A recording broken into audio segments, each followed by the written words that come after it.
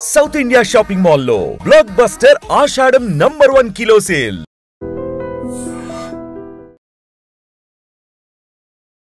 తమిళనాడులో దారుణం జరిగింది. 10 ఏళ్ల బాలికపై అత్యాచారానికి పాల్పడ్డాడు ఓ కీచకుడు. బడికి నడుచుకుంటూ వెళ్తున్నటువంటి చిన్నారిని వెంబడించాడు. అంతే, వెనక నుంచి ఆమె నోరు నొక్కేసి పొదల్లోనికి తీసుకువెళ్లాడు. అఘాయిత్యానికి పాల్పడ్డాడు ఈ దుర్మార్గుడు. తిరువల్లూరు జిల్లా గుమ్మిడిపూండిలో ఈ నెల 12న ఈ సంఘటన జరిగినప్పటికీ కూడా ఇప్పటికీ కూడా ఆ కీచకుడిని పట్టుకోలేకపోయారు పోలీసులు. ఎంత దారుణాతి దారుణమైన ఘటన. రాష్ట్రం ఏదైనా కావచ్చు, ప్రాంతం ఏదైనా కావచ్చు, ఇలా చిన్నారులను బాల్యంలోనే చిదిమేస్తుంటే ఇక తల్లిదండ్రులు ఎలా భద్రత కల్పించగలుగుతారు? పిల్లలకి ఎలా బయటకు పంపించగలుగుతారు? వాళ్ళు చదువుకోవటానికి పంపించాలి అన్నా కూడా ఇప్పుడు ఒక రకమైన అభద్రతా భావం ప్రతి ఒక్కరిలో పెరుగుతోంది. ఎందుకంటే బయటకు వెళ్ళి వాళ్ళు చదువుకునే కన్నా ఇంట్లో సేఫ్గా ఉంటారు అనే స్థాయికి ఈ ఘోరమైన సంఘటనలు జరుగుతున్నాయి. చాలా వరకు చిన్నారులపైన, పసిపిల్లలపైన, మహిళలపైన, వృద్ధులను సైతం వదలకుండా కామాంధులు రెచ్చిపోతున్నారు, పేట్రేగిపోతున్నారు. వారి కామ కోరికలు తీర్చుకోవటానికి ఎంతోమంది చిన్నారులను బలి చేస్తున్నటువంటి దారుణాతి దారుణమైన ఘటనలు వింటేనే భయమేస్తోంది. అసలు ఆడపిల్లలు పుట్టడమే నేరమా? ఈ రకంగా ఎందుకు ఇంత కీచకంగా, ఇంత దారుణంగా, ఇంత నీచంగా వ్యవహరిస్తున్నారు? కొంతమంది మనిషి రూపంలో ఉంటున్నారు కానీ మృగాలలా పడిపోతున్నారు, రెచ్చిపోతున్నారు. ఇప్పుడు తమిళనాడులో జరిగినటువంటి ఈ దారుణమైన ఘటనకు సంబంధించి సీసీటీవీ ఫుటేజ్లో రికార్డ్ అయిన దృశ్యాలు చూస్తే ప్రతి ఒక్కరి మనసు చలించిపోతోంది. ఎందుకంటే ఆ చిన్నారి నేను స్కూల్కు వెళ్తున్నాను అనుకుంటూ పాపం నడుచుకుంటూ వెళ్తుంది. నిర్మానుష్య ప్రాంతం. అక్కడి నుంచి ఓ వ్యక్తి వెంబడిస్తూ ఉన్నాడు. ఆ వెంబడించినటువంటి వ్యక్తి ఆ అమ్మాయిని గమనిస్తూనే ఆ అమ్మాయిని వెనుక నుంచి వెళ్ళి నోరు నొక్కేసి పక్కనే ఉన్నటువంటి పొదల్లోనికి తీసుకువెళ్ళిపోయాడు. పాపం ఎంత నిస్సహాయ పరిస్థితి. ఆ అమ్మాయి ఏజ్ కూడా సహకరించదు. ఆ వ్యక్తిని ఎదిరించడానికి కూడా అంత బలం కూడా లేనటువంటి పరిస్థితి. చిన్న పాప. ఏం జరుగుతుందో తెలీదు. చుట్టూ ఎవరైనా సాయం కోరదామన్నా కూడా ఎవరు కనిపించలేని పరిస్థితి. ఒక్కసారి ఊహించుకుంటేనే నిజానికి కొన్ని సినిమాల్లో ఇలాంటి సీన్స్ చూసినప్పుడు అది సినిమా అయినా కూడా మనం అది చూడటానికి కూడా ఇష్టపడం. ఎందుకంటే అంత ఘోరంగా ఉంటారా మనుషులు? ఇలా పైశాచికంగా ప్రవర్తిస్తారా? వాళ్ళ కామవాంఛ తీర్చుకోవటానికి ఇలా పిల్లలపైన, మహిళలపైన పడిపోతారా అనేటటువంటి దృశ్యాలు మనసును చాలా బాధిస్తాయి. కానీ ఇప్పుడు రియల్ లైఫ్లోనే చాలా ప్రదేశాల్లో, చాలా చోట్ల ఈ మధ్యకాలంలో ఎక్కువగా ఇలాంటి అత్యాచార ఘటనలు జరగటం చాలా బాధాకరమైన విషయం. అందులో స్కూళ్ళకి వెళ్తున్న పిల్లల్ని టార్గెట్ చేస్తున్నారు. స్టూడెంట్స్ని ఎక్కువగా టార్గెట్ చేస్తూ ఇలాంటి అఘాయిత్యాలకు పాల్పడుతున్నారు. అసలు వాళ్ళు చదువుకోకూడదా? వాళ్ళకి భవిష్యత్తు లేదా? వాళ్ళు ఆడపిల్లలుగా పుట్టడమే పెద్ద నేరమా? బయటకు వెళ్తే చాలు, ఎందుకు అంతలాగా కామ కోరికలు తీర్చుకోవాలనే ఆలోచనే మీకు వస్తుంది? వాళ్ళకు కూడా ఒక స్వేచ్ఛ ఇవ్వాలి, వాళ్ళని కూడా ఎంకరేజ్ చేయాలి. ఒకవేళ ఒంటరిగా ఆడపిల్ల వెళ్తే కాసేపు ఎవరైనా ఆకతాయిల దృష్టి వాళ్ళపైన పడకుండా ఉండటానికి మనం కూడా వాళ్ళకి సపోర్ట్గా ఉండాలి, సెక్యూరిటీగా ఉండాలనే ఆలోచన మానేసి ఒంటరిగా వెళ్తున్న వారిని టార్గెట్ చేసి ఎందుకు ఇలా అఘాయిత్యాలకు పాల్పడుతున్నారు? అత్యాచారానికి పాల్పడి వాళ్ళ భవిష్యత్తును చీకటిమయం చేయాలి అనుకుంటున్నారు. ఎంత దారుణాతి దారుణమైన ఘటన. నిజంగా ఇలాంటి దుర్మార్గులు మాత్రం విడిచిపెట్టకూడదు.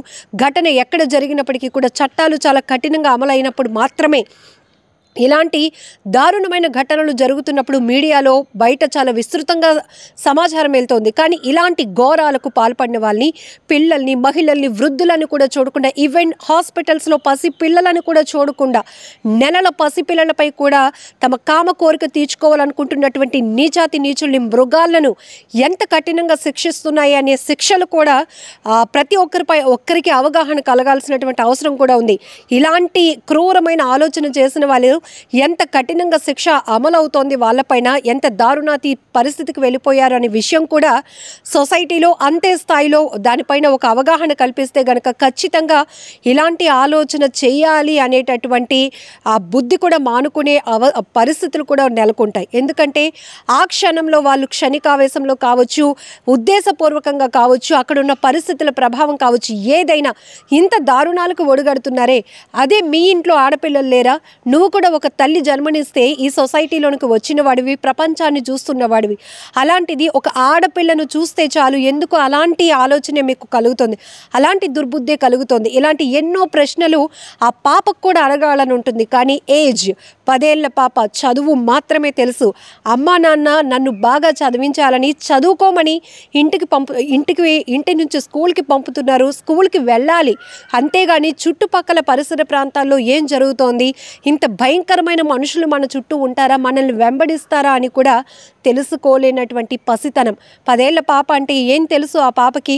ఎవరో వెనకాతల నాలానే నేను ఎలా స్కూల్కి వెళ్తున్నానో వారు ఎవరో నడుచుకుంటూ వెళ్తున్నారు అని అనుకుంటుంది తప్ప ఇతను నన్ను ఇబ్బంది పెట్టడానికి వస్తున్నాడు, నా జీవితాన్ని నాశనం చేయడానికి వస్తున్నాడు అని ఊహించి ఉండదు. ఈవెన్ మహిళలు కూడా మనం ఎన్నో రకాలుగా సోషల్ మీడియాలో ఎక్కడ ఎలాంటి ఘటనలు జరుగుతున్నా చాలా విస్తృతంగా మీడియాలో చూపిస్తున్నాం, తెలుసుకుంటున్నారు. కానీ మనం పసిగట్టలేనటువంటి పరిస్థితి ఉంటుంది. అప్పటి వరకు మనిషి రూపంలోనే ఉంటున్నారు కానీ మృగాలలో మారిపోతున్నారు.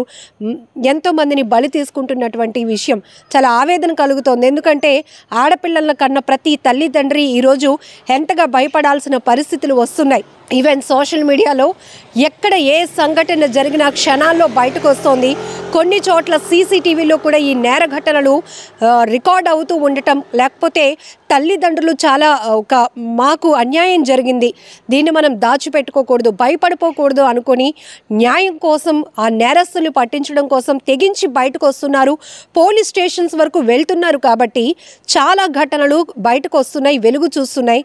కొంతమందికి ఇమీడియట్గా న్యాయం జరుగుతుంది, ఇలాంటి నేరస్తుల్ని పట్టిస్తోంది.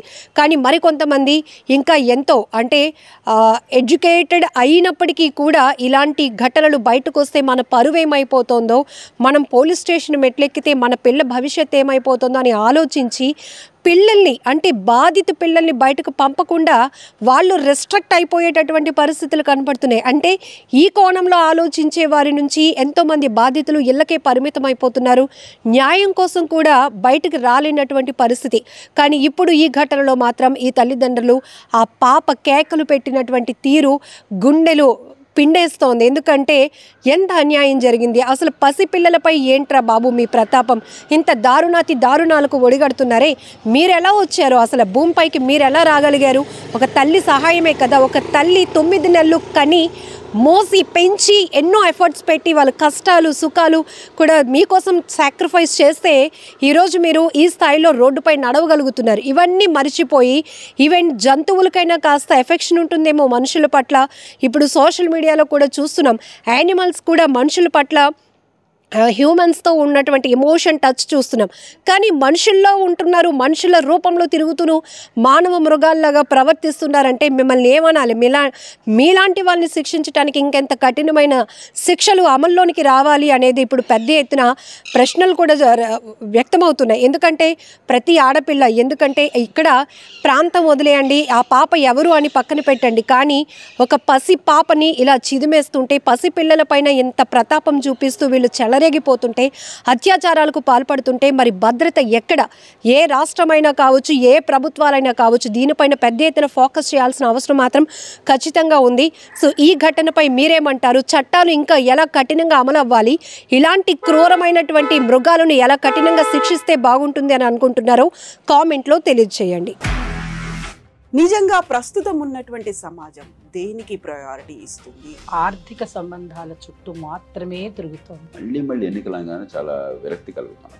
మంచి అనిపిస్తుంది కదా, లేడీస్ కూడా ఛాలెంజింగ్ జాబ్స్ చేసినప్పుడు చాలా బాగుంటది. ట్రాఫిక్ అసిస్టెంట్స్ గా నియమించిన ట్రాన్స్జెండర్స్ అందరితో సాల్యూట్ చేయించుకుంటున్నారు. ఫుడ్ డెలివరీ ఇవ్వటానికి వెళ్ళినటువంటి డెలివరీ బాయ్ అనిల్ పై కళ్ళ ముందు